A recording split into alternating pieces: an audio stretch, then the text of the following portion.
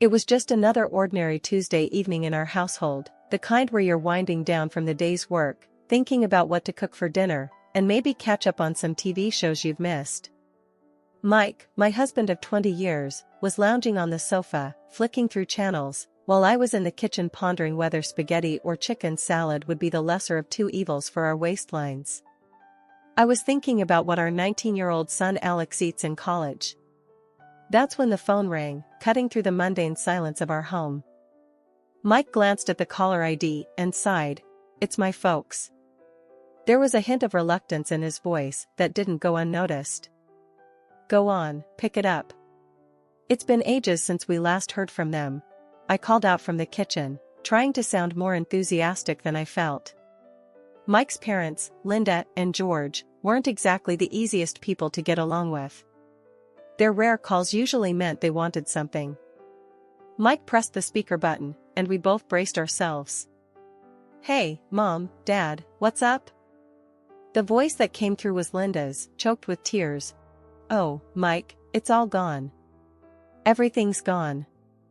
George's gruffer, more panicked tone interjected. "The company, son. It tanked. We've lost the house, the cars, everything." I stopped what I was doing, the gravity of their situation sinking in. Mike and I exchanged worried glances. Despite our strained relationship, hearing them so vulnerable struck a chord. "So, what's the plan now? Where are you guys staying?" Mike asked, his voice tight with concern. "That's just it, son. We have nowhere to go. We were hoping, maybe, we could come stay with you and Karine for a while." Linda's voice was hopeful, yet hesitant. Mike ran a hand through his hair, a clear sign he was stressed. "Well, you know the house is actually Karine's, left to her by her grandma. I gotta talk to her about it." I knew what was coming next. As much as Linda and George could be a handful, they were still his parents. Turning them away wasn't an option, not really. I walked into the living room, taking the phone from Mike. "Linda, George, listen, we can figure something out. But it's only temporary, okay? Just until you get back on your feet." "Oh, thank you, dear. You're a lifesaver. We won't be any trouble, promise," Linda gushed, relief evident in her voice. After we hung up, Mike slumped back on the couch, a mix of emotions playing across his face. "Babe, you sure about this? You know how they are. Always looking down on our lifestyle, expecting the moon." I sighed, sitting next to him, taking his hand. I know. But they're your folks. What else can we do? We'll set some ground rules. Make it clear it's just for a few months." Mike nodded, looking somewhat relieved but still anxious.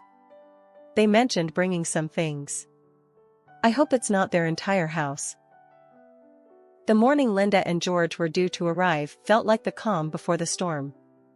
Mike and I had been up since dawn, double-checking every room to ensure everything was as comfortable as possible. Our attempt to bring some order before the inevitable chaos.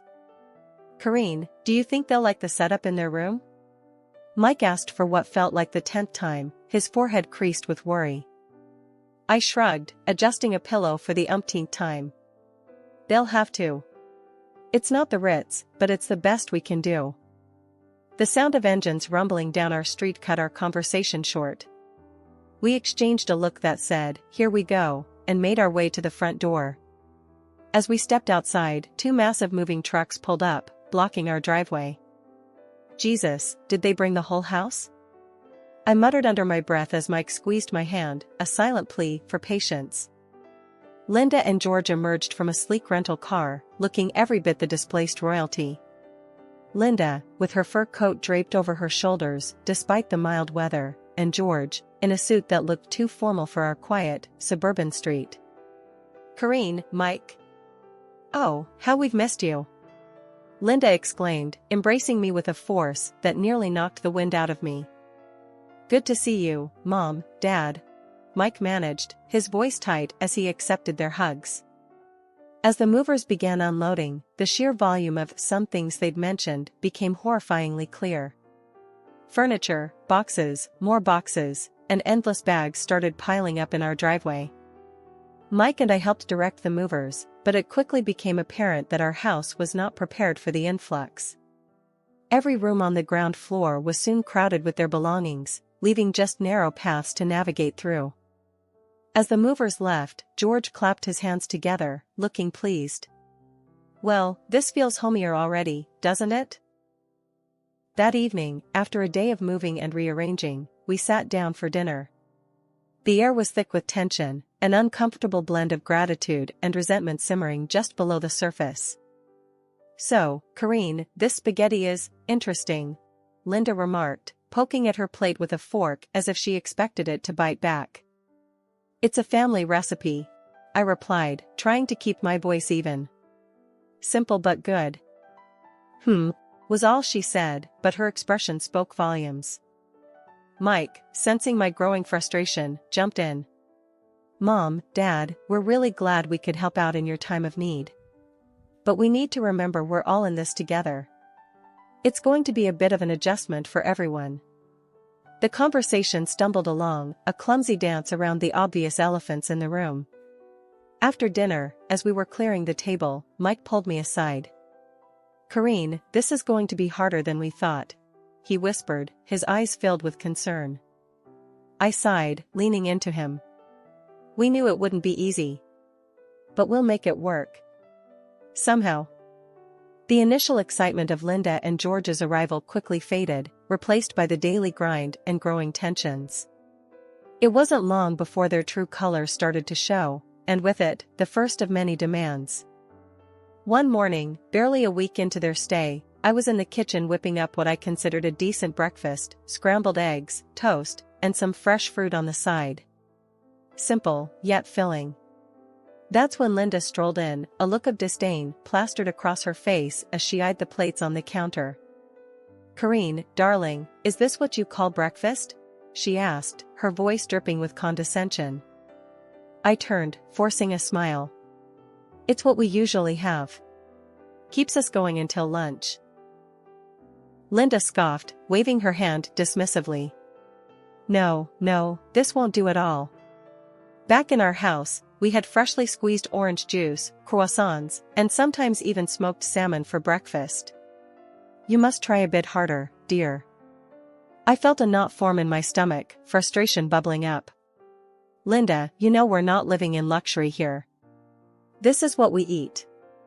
If you'd like something else, you're welcome to make it." The rest of the meal passed in awkward silence, the air thick with unspoken words. Mike caught my eye, giving me a sympathetic look that said he'd handle it later. But breakfast was just the beginning. Later that week, George approached me as I was sorting the laundry, a list in hand. "Karine, we need to talk about the groceries. This list here," he said, waving the paper in front of me, "is what Linda and I usually enjoy.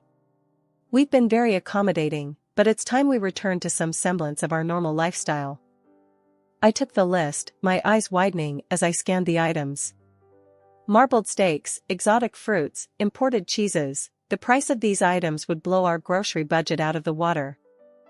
"George, you do realize we're on a budget, right? We can't afford these things on a regular basis." He frowned, crossing his arms. "Well, you'll just have to make do, won't you? We can't be expected to live like this. It's beneath us." I was at a loss for words. The audacity of their demands, their complete disregard for our situation, it was all too much. That night, I vented to Mike, my patience wearing thin. He promised he would talk to them. But talking seemed to do little good. Linda and George remained firmly planted in their bubble of entitlement, making life increasingly difficult for us. The breaking point came when Linda refused to eat the chicken casserole I had prepared for dinner, calling it peasant food. She demanded we order takeout from a pricey restaurant instead. "Listen, Linda, we're doing our best here," I snapped, my patience finally gone. "This is what we're having. If you don't like it, then I'm sorry, but that's just too bad." Her face went red, and for a moment, I thought she might actually explode. This is no way to treat your guests, Karine. We are your elders, and you should be showing us more respect. Mike stepped in, his tone firm. Mom, Dad, you're not guests. You're living here because you have nowhere else to go. Karine's right. We can't afford to eat out or buy expensive groceries. You need to respect that this is our home and our rules. The conversation ended with Linda storming off to her room, George following closely behind, muttering about ungrateful children. A whole month had gone by since Linda and George turned our lives upside down. It started with them making a scene at breakfast one morning, both of them clutching their stomachs and making a big show of how our average food was wreaking havoc on their digestion. This bread, it's like eating cardboard. And don't get me started on the eggs. My stomach's been in knots. Linda complained, her voice teetering between a whine and a demand. George chimed in with a groan, I haven't felt right since we got here. We need proper food, not this peasant fare. Feeling cornered and wanting to keep the peace, I caved. I started buying the fanciest groceries I could find for them, while Mike and I resorted to fast food just to save on costs. Fast forward a month, and I'm sitting at the kitchen table, receipts scattered in front of me. My heart sank as I tallied up the numbers. We were spending double on groceries compared to before Linda and George's arrival. And that wasn't even touching on the water bill, which had skyrocketed thanks to Linda's newfound love for long, luxurious baths. Enough was enough. That evening, as I served dinner, the contrast couldn't have been starker. Linda and George were tucking into their gourmet dishes, while Mike and I nibbled on cheap takeout. My frustration boiled over. Listen up, I started, my voice steady but firm. This can't go on. We're blowing through our budget trying to cater to your tastes. From now on, we're all eating the same food. No more special treatment. Linda looked up, her fork paused midair. You can't be serious. This food is the only thing keeping our health from plummeting in this hovel. George nodded in agreement. Exactly. You expect us to eat fast food? That's absurd. You're being incredibly selfish and lazy, Karine. Their words stung, but I was past caring about their opinions. Before I could retort, Mike slammed his fist down on the table, a rare show of anger from him. That's enough, he barked. You're living under our roof, in Karine's house. You will show her respect. She's been bending over backward to accommodate you, and this is how you repay her? No more. Either you start eating what we provide, or you can find somewhere else to live. The room went silent, the tension thick enough to cut with a knife. Linda and George exchanged a look, then silently returned to their meal. The day after the big blow-up, things escalated in a way I couldn't have imagined. It started with a knock at the door, mid-morning. I was in the middle of tidying up the living room, Mike having gone out to run some errands. The delivery guy, a young lad probably in his early 20s, stood there with a smirk, holding a stack of fancy-looking food boxes. Delivery for Karine, he announced, thrusting the boxes into my arms before I could even open my mouth. Confused, I stared down at the assortment of gourmet meals, the kind that cost an arm and a leg from the high-end place downtown. There's been some mistake. I didn't order this. Just then, Linda breezed in, a smug smile on her face. Oh, those are for us. I couldn't stomach another day of that dreadful food you've been serving. I was flabbergasted. And how do you plan on paying for this? I asked, trying to keep my cool. Linda waved a dismissive hand. Oh, don't worry, dear. It's on you. Consider it a thank you for our stay. Fury bubbled up inside me, but before I could confront her further, the phone rang. It was Mike, checking in. I quickly explained the situation, my voice shaking with anger. Stay calm. I'll handle it when I get back, he said, his tone tight with frustration. But staying calm was easier said than done. By the time Mike got back, Linda and George had made themselves comfortable, devouring their expensive meals with relish while I fumed silently. That evening, Mike and I sat them down for another talk. This time, the gloves were off. "Mom, Dad, this has got to stop," Mike began, his voice low but firm. "You can't just order expensive meals on our dime. It's not right." George scoffed, leaning back in his chair. "Oh, please. It's the least you can do after forcing us to eat like paupers." I couldn't believe what I was hearing. "Forcing you? We're going broke trying to keep you happy." Linda's eyes narrowed. "Well, maybe if you managed your money better, you wouldn't be in this situation."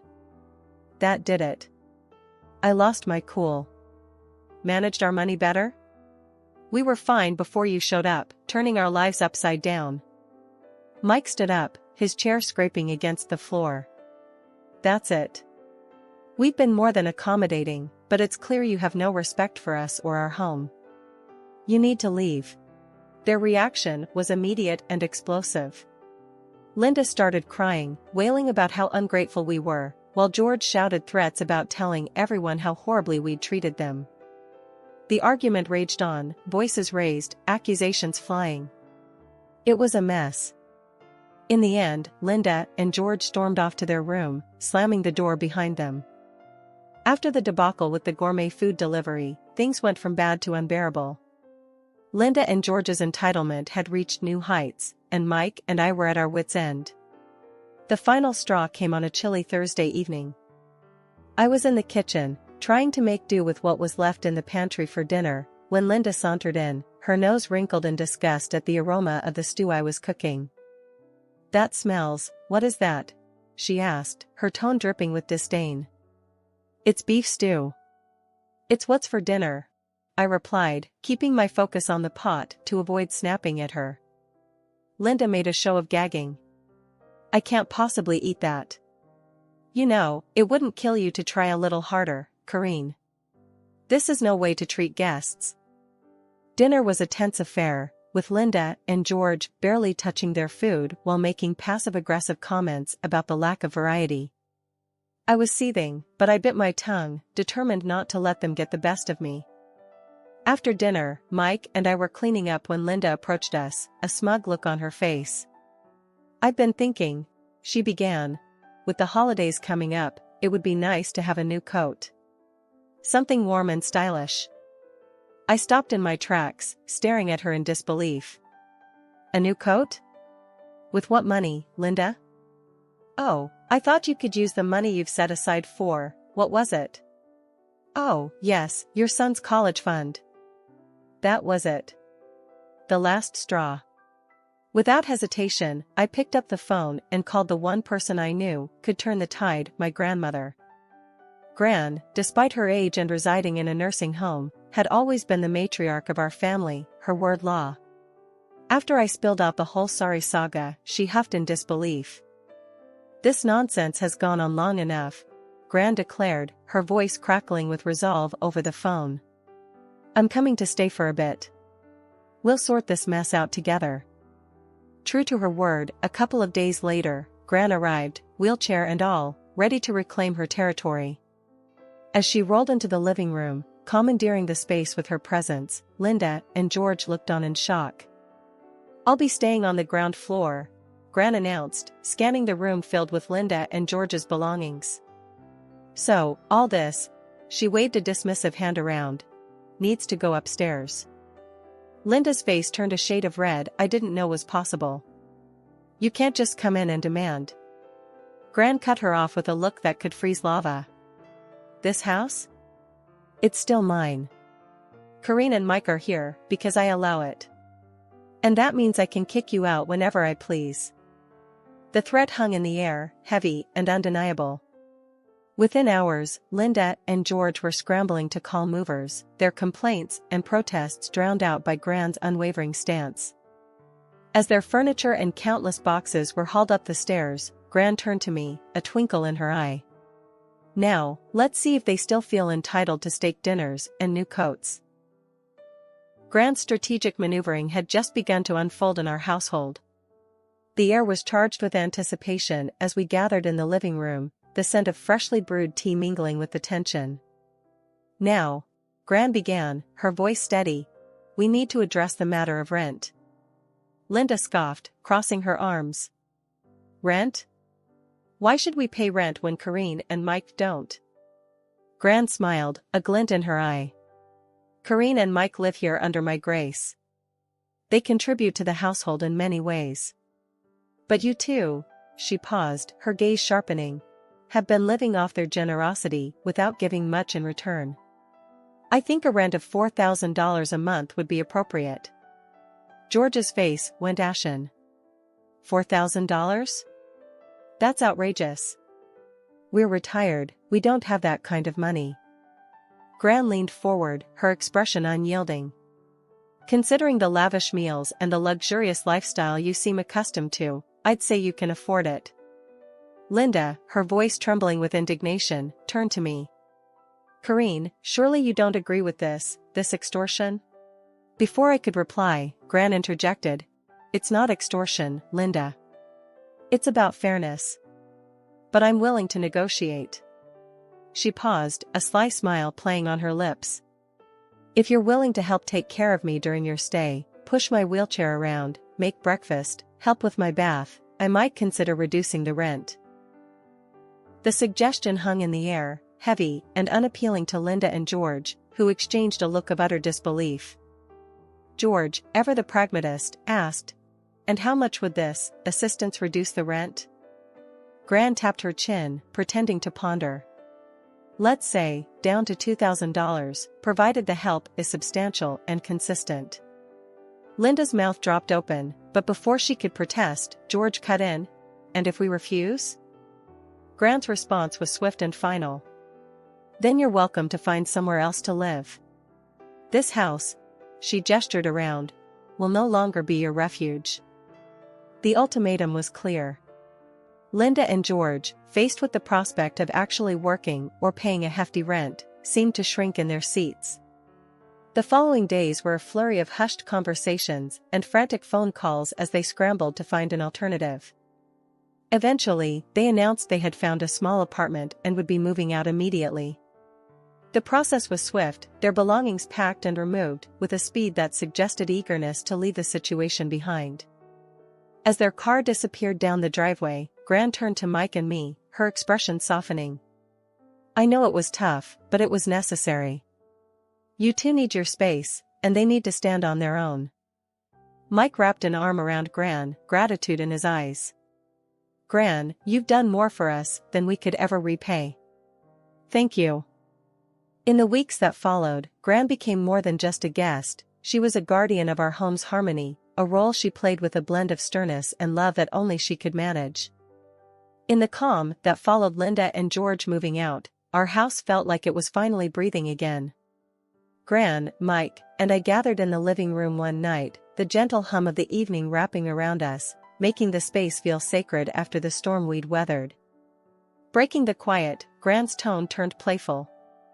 Well, as much as I've enjoyed the drama, I think it's time for me to head back. The nursing home misses its most troublesome resident. Mike and I shared a look, already dreading her departure. Gran, this house is always open for you.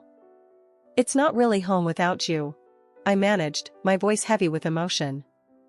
Gran gave my hand a squeeze. And you're always in my heart. But don't worry, I'll be back to stir things up now and then. We laughed together, a sound that felt like healing. As we said our goodbyes to Gran the next day, watching her taxi disappear, Mike and I knew we were ready for whatever came next. Together. Our home, once a battlefield, was now a symbol of our resilience, a place where love and boundaries found their balance. And as we stepped back into the quiet of our living room, ready to face the future, I felt deeply thankful for the journey that had brought us here, for the family we were, and for the lessons we'd carry forward. A few weeks later, we heard from a mutual acquaintance that Linda and George were living in a small apartment, having sold most of their belongings to cover their debts. The news came as a bittersweet confirmation of the new chapter they, too, were embarking on, a life defined by the consequences of their choices, leaning on each other, perhaps for the first time in a long while. Reflecting on this, Mike and I realized the true depth of the changes we'd all undergone. Our home was peaceful once more, and though the journey had been rough, it had taught us the true meaning of family, resilience, and love.